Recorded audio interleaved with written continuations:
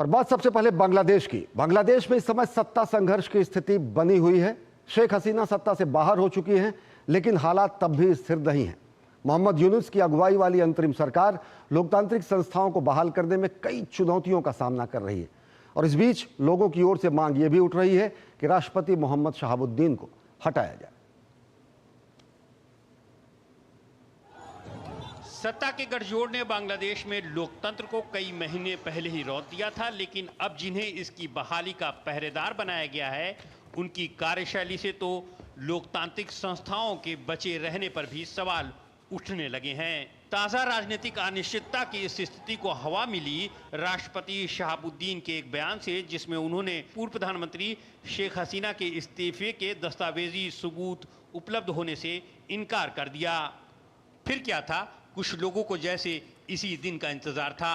वे तुरंत सड़कों पर उतर आए और राष्ट्रपति के इस्तीफे की मांग करने लगे। छात्रों के विद्रोह के बाद अस्तित्व में आई अंतरिम सरकार ने मुद्दे पर राजनीतिक दलों से सुझाव भी लेना शुरू कर दिया। यहां भी दो फाड़ साफ नजर आए। एक पक्ष राष्ट्रपति के इस्तीफे पर अड़ा है, जबकि दूसरे को लगता है कि अगर राष्ट्रपति गए तो संवैधानिक शून्य पैदा हो जाएगा और इस स्थिति का कोई तीसरा पक्ष लाभ उठा सकता है। मुख्य विपक्षी दल बीएनपी भी राष्ट्रपति का इस्तीफा नहीं चाहती है। उसे पूरे मामले में बड़ी साजिश नजर आती है। मामले में सरकार का रुख भी गोलमोल नजर आता है। सरकार का कहना है कि राष्ट्रपति का इस्तीफा आम लोगों की मांग जरूर है, लेकिन फैसला राजनीतिक दलों के बीच आम सहमति के आधार पर ही होगा।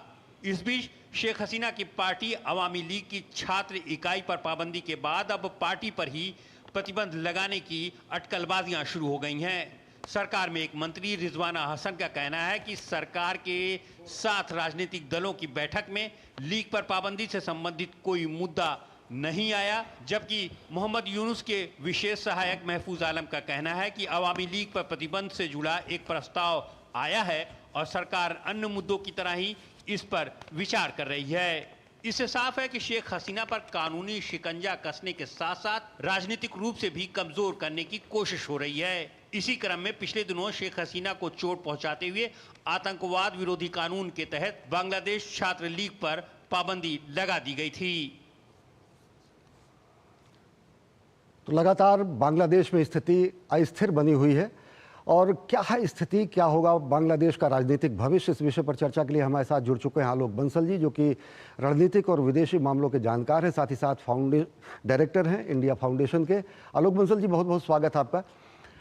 धन्यवाद। पहले प्रधानमंत्री शेख हसीना, अब राष्ट्रपति पर निशाना। कितनी गंभीर स्थिति, कितने गंभीर परिणाम, कितनी जायज मांगे, क्या कुछ आगे की राह कितनी कठिन देखते हैं? देखिए, पहली चीज तो यह है कि ये बांग्लादेश मीडिया ने ओवर प्ले किया है। इस वक्त मीडिया जो है हवा के साथ बह रहा है। कल जो प्रदर्शन हुए या परसों जो प्रदर्शन हुए, उसमें 500 से ज्यादा लोग नहीं थे। ये कोई बहुत बड़ा प्रदर्शन नहीं था ये राष्ट्रपति के खिलाफ। और धीरे धीरे जो हवा है बांग्लादेश के अंदर, वो ये जो अंतरिम सरकार है इसके खिलाफ बनने लगी है। और इसी का असर है कि छात्र लीग के ऊपर बैन लगाया गया। छात्र लीग पे बैन लगाने का क्या मतलब था? वो भी आतंकवाद विरोधी। छात्र लीग ने तो कोई प्रदर्शन किया ही नहीं पिछले कई दिनों से, पिछले कई महीनों से नहीं किया, लेकिन उसके बावजूद प्रतिबंध लगाया गया, क्योंकि वो अब देख रहे थे कि अब जो है आवामी लीग और उससे जुड़े हुए लोग फिर से इकट्ठे हो रहे हैं और वो चुनौती पेश करने की स्थिति में थे। आर्थिक स्थिति खराब हो रही है, लोगों को लग रहा है कि पहले वाली शासन व्यवस्था काफी बेहतर थी।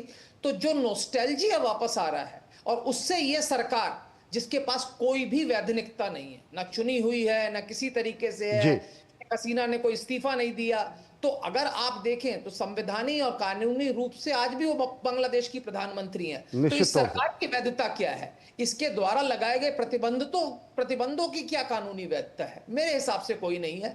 ये एक कमजोरी है जिसके कारण ये हो रहा है। ये चुनाव नहीं कराना चाहते, बिना चुनाव करे सत्ता पर काबिज रहना चाहते हैं, और उसी का ये असर है कि ये कमजोर कड़ी जो आप देख रहे हैं।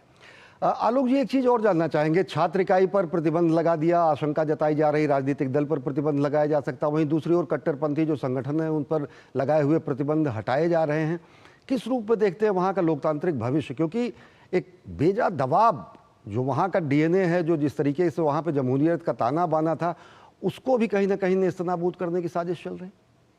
बिल्कुल, राष्ट्रपति और उसके बाद सेना अध्यक्ष पे हमला होगा, और अगर ये दोनों चले गए तो फिर बांग्लादेश की अफगानिस्तान बनने में ज्यादा देर नहीं है। जी ये कोशिश इसी तरीके से कर रहे हैं कि कट्टरपंथी शक्तियां जो है सत्ता पे काबिज हो जाएं, और अभी उसके खिलाफ जो थोड़ा बहुत बुलवर्क है वो एक सेना है और राष्ट्रपति है। राष्ट्रपति एक संवैधानिक पक्ष है। इस वक्त बीएनपी भी नहीं चाहती कि राष्ट्रपति जाए, कोई नहीं चाहता, क्योंकि ये जो अंतरिम सरकार है जिसकी कोई वैधानिकता नहीं है, कोई लोकप्रिय आधार नहीं है, किसी तरीके से चुनकर नहीं आई है, और वो चाहती है कि वो सत्ता में रहे और 3, 4, 5, 6 साल तक कोई चुनाव ना कराए। आलोक जी, एक चीज जानना चाहेंगे, क्यों इतना खौफ है शेख हसीना से? क्योंकि वो एक तरीके से निर्वासन झेल रही हैं, 5 अगस्त के बाद कोई दखलंदाजी नहीं है, इतना खौफ क्यों? क्योंकि तब जबकि सड़कों पर लोग उतर आए, अपदस जैसी स्थिति बनी, खौफ किस बात का?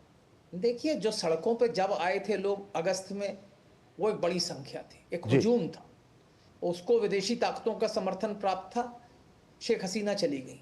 पर अब जब राष्ट्रपति के खिलाफ प्रदर्शन हो रहे हैं, 500 से ज्यादा लोग नहीं थे परसों, ये हकीकत है, मीडिया चाहे जो भी बोले, और मेरे जो स्रोत हैं वो बता रहे हैं मुझे इस बारे में। तो ये क्या है, डर क्यों है? क्योंकि आवामी लीग सबसे बड़ी पार्टी है, आज भी बांग्लादेश के अंदर सबसे बड़ी पार्टी जिसका ग्रास रूट लेवल जी। ऑर्गेनाइजेशन है वो आवामी लीग है, और आवामी लीग पे वो शक्ति है कि वो एक बार मोबिलाइज करेगी तो ये सत्ता पे बैठे हुए गैर कानूनी जो लोग का सत्ता पे काबिज है, इनको एक झटके में हिला सकती है, और वो उससे डरते हैं।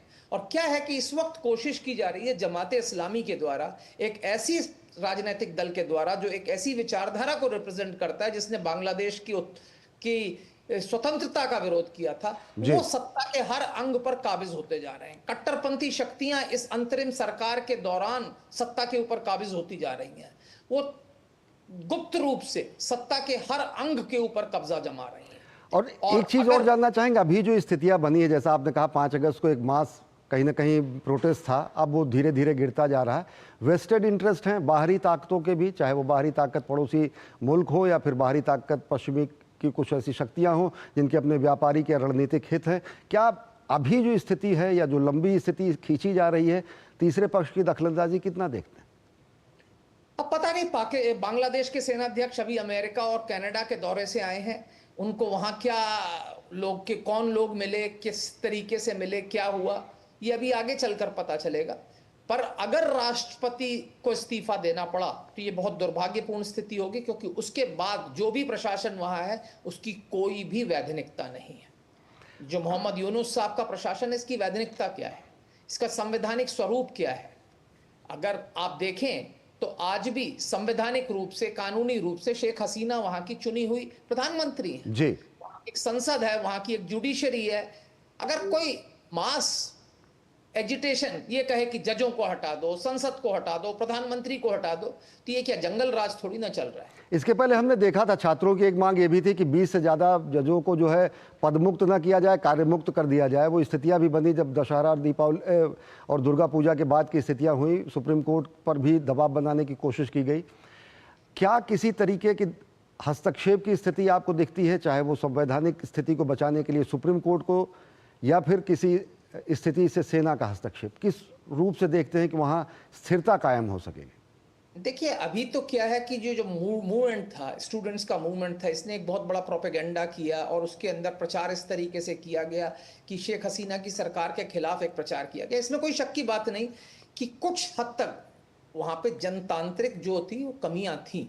चुनावों में कुछ पूरी तरह से निष्पक्ष शायद नहीं कहा जा सकता, क्योंकि प्रमुख और विपक्षी दलों ने हिस्सा नहीं लिया। लेकिन इसके बावजूद अगर आप देखें, शेख हसीना के शासन में बांग्लादेश ने जो प्रगति की वो अभूतपूर्व थी, चाहे आर्थिक क्षेत्र में हो, चाहे सामाजिक क्षेत्र में हो। और अब धीरे धीरे लोगों को जब आर्थिक समस्याओं से जूझना पड़ रहा है तो उनको वो पुराने सुनहरे दिन याद आ रहे हैं, क्योंकि जो प्रचार है, जो भ्रामक प्रचार है, वो ज्यादा दिन तक टिकता नहीं है। कुछ समय के लिए आप लोगों को बेवकूफ बना सकते हो, और वो लोगों ने कर लिया। अब लेकिन धीरे धीरे लोगों को हकीकत नजर आ रही है, और जैसे जैसे लोगों को हकीकत नजर आ रही है, लोग सच्चाई को देख रहे हैं, और वो ये रियलाइज कर रहे हैं कि ये जो अंतरिम सरकार है, जो किसी भी तरीके से वैधानिक नहीं है, ये किसी भी तरीके से एक अच्छा शासन, एक अच्छी अर्थव्यवस्था देने में उनको पूरी तरह से विफल हो रही है। और जैसे जैसे समय बीतता जाएगा, आप देखेंगे कि इनकी जो लोकप्रियता है वो और ज्यादा कम होती जाएगी। जी। तो अगर कुछ समय तक राष्ट्रपति टिक गए तो सेना का अगर उन्हें समर्थन मिल जाता है तो ये जो अस्थिरता का माहौल है इसको रोका जा सकता है। जी, और मेरे ख्याल से एक समय आ गया है जब सेना को एक एक्टिव रूप से हस्तक्षेप करने के लिए हस्तक्षेप करना चाहिए और स्थिति वहां पर स्थिर हो, राजनीतिक स्थिरता हो। यही भारत चाह रहा है, यही पूरा दक्षिण एशिया चाह रहा है, पूरी दुनिया यही चाह रही है। हमारे साथ आलोक बंसल जी बने रहे। हम पाकिस्तान में हुए स्थिति पर, आतंकवादी हमले पर भी आपसे चर्चा करेंगे, लेकिन वक्त एक छोटे से ब्रेक का। देखते रहिए डीडी न्यूज़।